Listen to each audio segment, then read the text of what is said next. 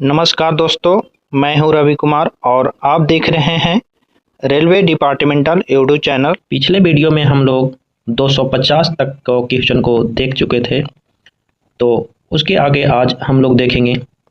तो पहला प्रश्न है, सामग्री गाड़ी एक कैसी गाड़ी होती है? तो सामग्री गाड़ी एक विभागीय गाड़ी होती है।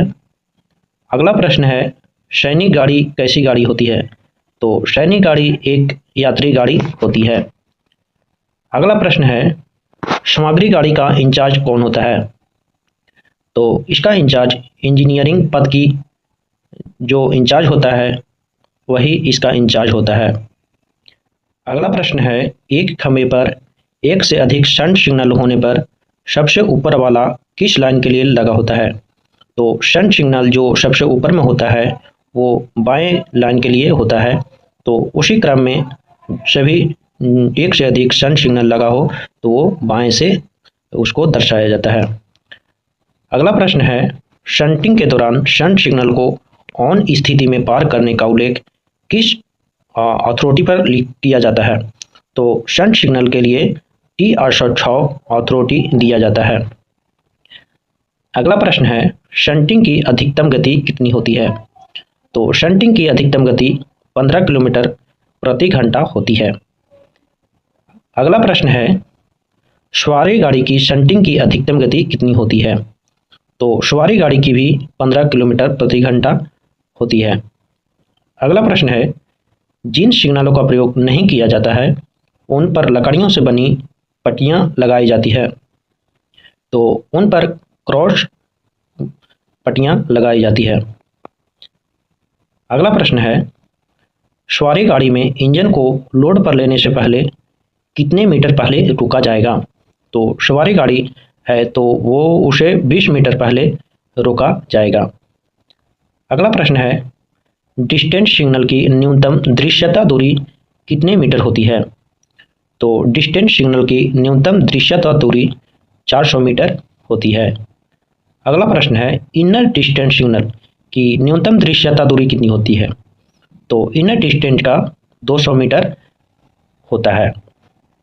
अगला प्रश्न है, चेतावनी सिग्नल की न्यूनतम दृश्यता दूरी कितने मीटर होती है? तो चेतावनी सिग्नल की भी 400 मीटर होती है। अगला प्रश्न है, आउटर सिग्नल की न्यूनतम दृश्यता दूरी कितने मीटर होती है जहां गति 100 किलोमीटर प्रति घंटा से अधिक होती है? तो 100 किलोमीटर प्रति घंटा से अधिक होती है वहां 1200 मीटर न्यूनतम दृश्यता दूरी होती है। अगला प्रश्न है, सवारी गाड़ी में क्रेन लगाने की अनुमति किसके द्वारा दी जाती है? तो सवारी गाड़ी में क्रेन लगाना हो तो PCOM की अनुमति की आवश्यकता जरूरी है। अगला प्रश्न है, गाड़ी और अवरोध के बीच का अंतर कितने मीटर होने पर निवारित टक्कर माना जाएगा? तो गाड़ी और अवरोध के बीच 400 मीटर से कम की दूरी है तो उसे निवारित टक्कर माना जाएगा। अगला प्रश्न है, ऑटोमेटिक सिग्नल को ऑन स्थिति में लोको पायलट दिन में 1 मिनट तथा रात में कितने मिनट रुककर पार करेगा? तो दिन में 1 मिनट और रात में 2 मिनट रुककर उसे पार करेगा। अगला प्रश्न है, मालगाड़ी में पशु वाहन डिब्बा इंजन से किस स्थान पर लगाया जाएगा?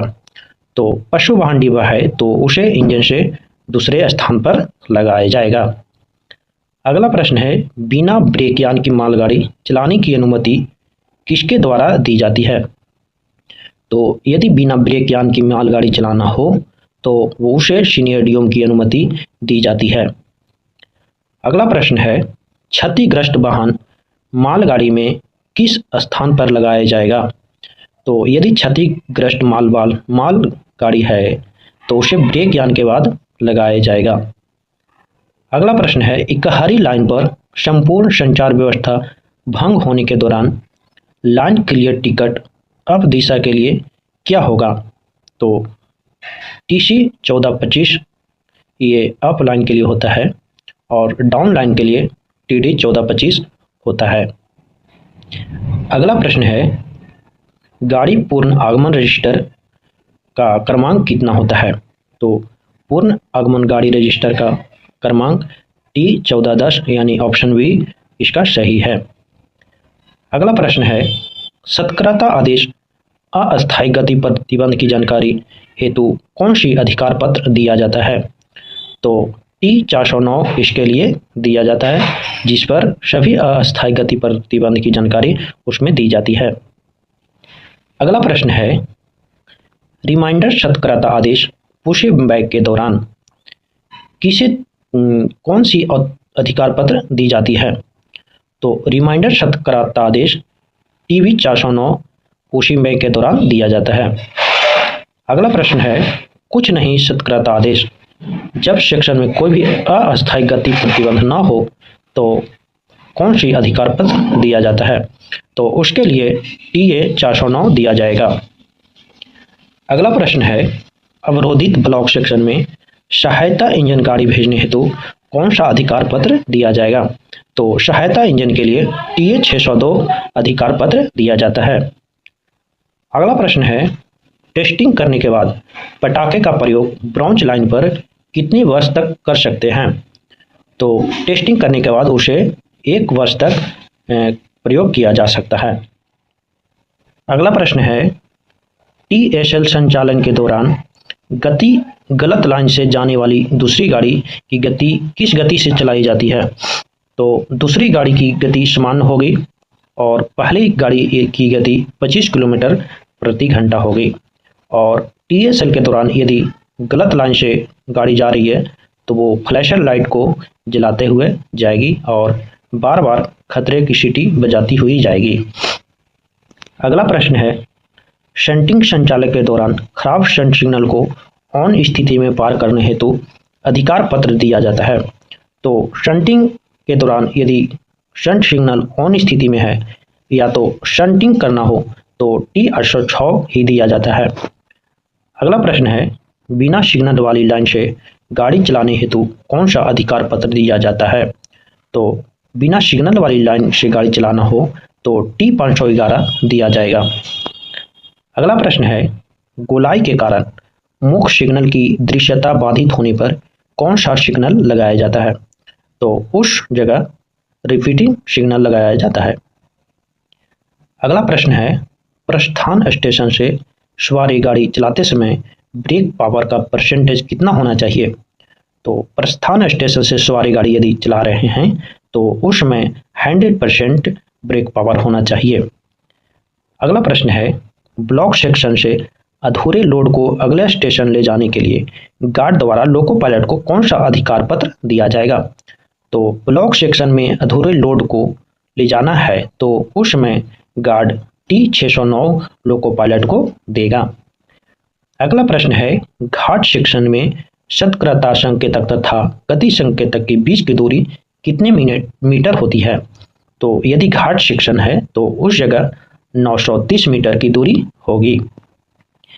अगला प्रश्न है, बिना ब्रेकयान की गाड़ी स्टेशन से थ्रू जाते समय गति कितने किलोमीटर प्रति घंटा रहेगी?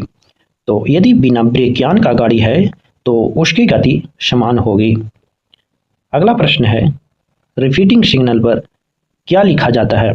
तो रिपीटिंग सिग्नल पर R लिखा जाता है, यानी कैपिटल R लिखा होता है। अगला प्रश्न है, रिपीटिंग सिग्नल पर कैपिटल R जो लिखा होता है वो उसका कलर कैसा होता है? तो काला अक्षर में R लिखा होता है।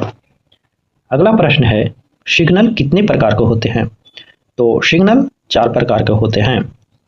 अगला प्रश्न है, सहायक सिग्नल कितने प्रकार के होते हैं? तो सहायक सिग्नल 5 प्रकार के होते हैं। अगला प्रश्न है, 2010 के बाद निर्मित पटाखों की आयु कितने वर्ष निर्धारित की गई है? तो पटाखे की आयु 5 वर्ष होती है और 5 वर्ष पूर्ण होने के बाद परीक्षण करने के बाद एक वर्ष उसको 3 साल तक बढ़ाई जा सकती है। अगला प्रश्न है, ओडीसी का संचालन की अनुमति किनके द्वारा दी जाती है? तो ओडीसी का संचालन की अनुमति PCOM के द्वारा दिया जाता है। तो इसका सही आंसर है C। अगला प्रश्न है, डी क्लास स्टेशन क्या कहलाते हैं? तो D class station non block station कहलाते हैं। अगला प्रश्न है 80 में 1 का उतार हो तो कौन सी साइडिंग बनाई जाएगी। तो 80 में 1 का उतार हो तो उस जगह कैच साइडिंग बनाई जाएगी और कैच साइडिंग में पूर्ण गाड़ी आ जाती है और स्लिप साइडिंग में 3 या 4 डब्बा ही आ सकती है। अगला प्रश्न है मोटर ट्रॉली पर अधिकतम व्यक्तियों की संख्या होती है। तो मोटर ट्रॉली पर अधिकतम 6 व्यक्तियों की संख्या होती है और एक ट्रॉली मैन की संख्या होती है, तो उस पर कुल व्यक्तियों की संख्या 7 होती है। और अगला प्रश्न है वीडियो का पूर्ण रूप क्या है। तो वीडियो का पूर्ण रूप है विजिबिलिटी टेस्ट ऑब्जेक्ट, यानी ऑप्शन ए। अगला प्रश्न है 3 वर्ष तक वेतन वृद्धि रोकना जो पेंशन पर प्रभाव डाले वह कैसी सस्ती है। तो वेतन वृद्धि रोकना और पेंशन पर भी प्रभाव डाले ये बड़ी प्रशस्ति के अंतर्गत आता है। SF3 किसके लिए दिया जाता है। तो SF3 निर्वाह भत्ता के लिए दिया जाता है। अगला प्रश्न है सस्पेंशन में कितने प्रतिशत मूल वेतन तथा DA दिया जाता है। तो यदि सस्पेंशन है तो सस्पेंशन में 50% यानी 50% मूल वेतन तथा DA दिया जाता है। तो इसका सही ऑप्शन है ख यानी 50। अगला प्रश्न है किस प्रकार के कैटेगरी के कर्मचारियों की ड्यूटी की कोई सीमा नहीं होती है। तो अपवर्जित कैटेगरी के कर्मचारियों की ड्यूटी की कोई सीमा नहीं होती है। अगला प्रश्न है कितने वर्ष से कम के आयु के बच्चों को फैक्ट्री में कार्य नहीं कर सकते हैं। तो इसका सही उत्तर है 18 वर्ष से यदि कम का आयु के बच्चे हैं तो उसे फैक्ट्री में कार्य नहीं करा सकते हैं। अगला प्रश्न है कल्याण निरीक्षक किस विभाग के अधीन कार्य करता है। तो कल्याण निरीक्षक जो होता है वो पर्सनल विभाग के अंतर्गत कार्य करता है।